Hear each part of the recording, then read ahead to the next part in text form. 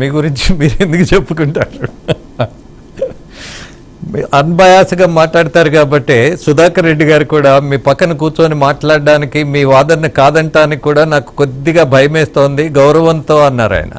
So that is the capacity of doctor Tulasi Reddy గారు కానీ, లక్ష్మీనారాయణ గారు కానీ, మీరందరూ ప్రజలకు సంబంధించిన అంశాలు మాట్లాడతారు కానీ కావాలని రాజకీయాన్ని ఎక్కడ ప్రొవోక్ చేసి మాట్లాడిన దాఖలాలు లేవు, అవసరము మీకు లేదు. కనీసం మీలాంటి వాళ్ళు ఉండబట్టి రాజకీయం మీద కానీ సామాజికమైనటువంటి విషయాల మీద కొంత ఒక పాత తరం మీద ఇవాళ కూడా గౌరవం ఉంటుంది.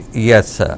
అలాగే సుధాకర్ రెడ్డి గారు, మీ కార్యకర్తలను కొంచెం సమయంతో వేచి చూడాలి అన్నటువంటి పరిస్థితిగా ఒక సందేశం ఇవ్వాలేమో, ఎందుకంటే కొంతమంది తొందరపడుతున్నారు.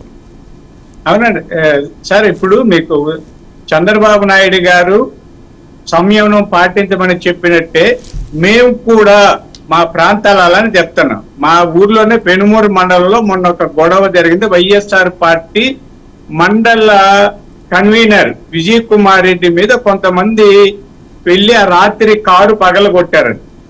కారు మీద అద్దాల మీద రాళ్ళేసి పగల కొడితే మా పార్టీ నాయకులు పోలీస్ స్టేషన్కి పోయి వాళ్లకు మాకు సంబంధం లేదు, మీరు చట్టబద్ధంగా కేసులు పెట్టుకోండి చెప్పొచ్చాను. మా ఊరి విషయం చెప్తున్నారు. పెనుమూరు మండలంలో మేము కూడా ఈ కక్షలు కార్పణ్యాలు మాకు పద్ధతి కాదు, చంద్రబాబు నాయుడు గారు మమ్మల్ని సంయమనం పాటించమన్నారు అని చెప్పాము. అది చేస్తున్నాం చట్టబద్ధంగా. ఈ వ్యవహారంలో నేను తులసిరెడ్డి అన్న గారి అభిప్రాయాన్ని చాలా గౌరవిస్తాను, ఏకీభవిస్తాను. అలాగే లక్ష్మీనారాయణ అన్న కూడా చెప్పారు. ఇక్కడ సంయమనం పాటించాలన్నది కరెక్టే, అన్యాయాల అక్రమాలు చూస్తూ వదిలేయకూడదు అన్నది కరెక్టే అండి. ఇవన్నీ కూడా సమయస్ఫూర్తితో అప్పటికప్పుడు కొన్ని నిర్ణయాలు తీసుకుంటుంటాం. విమర్శలు సద్విమర్శలు ఉంటాయి. ఇకపోతే జగన్మోహన్ రెడ్డి గారి దగ్గరికి వస్తామండి. ఆయన ఈ రోజు అసెంబ్లీకి రాకుండా మాట్లాడబోవడం తప్పండి. 11 మంది అయితే ఏమండి, ఒక్కరైతే ఏమి సార్ మనం ఇక్కడ మాట్లాడుతున్నది మీతో కలిపి మేము ముగ్గురం, మనం ముగ్గురం మాట్లాడుతుంటే మేము ముగ్గురము లక్షల మంది చూస్తున్నారా లేదా, ఈ అభిప్రాయాలను డిస్కస్ చేస్తున్నారా లేదా. నేను ఒకసారి ఒక మీటింగ్ ఆల్ ఇండియా రేడియో ఒక పేరు పెద్ద ఆయన్ని తీసుకొచ్చాను. ఆ రోజు ఇంకా కొంత జనం ఎక్కువ మంది రాలేదు. సార్ ఎక్కువ మంది రాలేదు క్షమించండి ఈ రోజు ఏదంటే నవ్వాడు ఆయన. నాకు జనాలతో పని ఏముంది, మైక్ ఉందా అని అడిగాడు. ఎందుకంటే నేను రోజు మైక్ ముందర మాట్లాడి నాకు జనాలతో ఏం పని, నేను ఊహించుకుంటా లక్షలాది మంది జనం నా మాటలు వింటున్నారన్న దృష్టితో నేను మాట్లాడుతుంటాను. ఏం ఇబ్బంది పడే, ఎవరు లేకపోతే నువ్వు ఎదురుగా కూర్చో, నువ్వు లేకపోయినా మైక్ పెట్టి వెళ్ళిపో అన్నారు. ఇది ఎందుకు చెప్తున్నానంటే భావ ప్రచారానికి లక్షల మంది కోట్ల మంది అవసరం లేదు. మీ మాట కరుగ్గా చురుగ్గా న్యాయబద్ధంగా సహేతుకంగా ఉంటే లక్షల మంది ప్రజలు దాన్ని వింటారు.